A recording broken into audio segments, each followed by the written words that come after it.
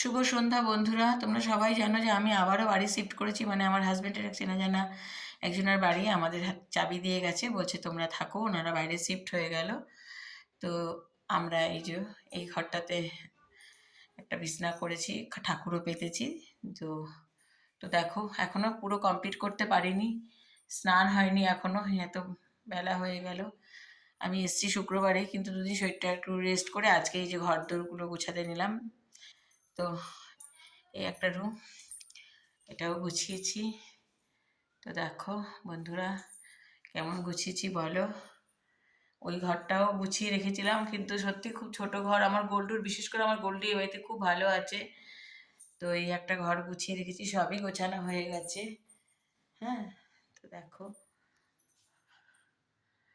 ইনি আমার শ্বশুর মশাই, ঠিক আছে, আমার শ্বশুর মশাই। তো এটা গোছানো হয়ে গেছে। এটা রান্নাঘর, আজকে রান্নাও করিনি। এই যে চা দিয়ে এখন আমার হাজবেন্ড এই পাউরুটি নিয়ে এসছে, এটা খাবো।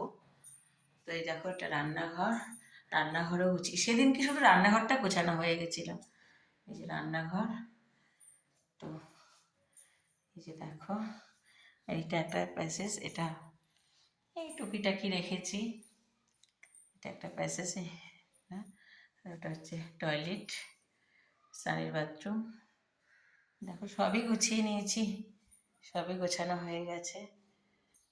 দেখো এই দেখো এটা আমার ছেলের রুম, কালকে খাটটা নিয়ে এসেছি আমি, অনেক বড় খাট।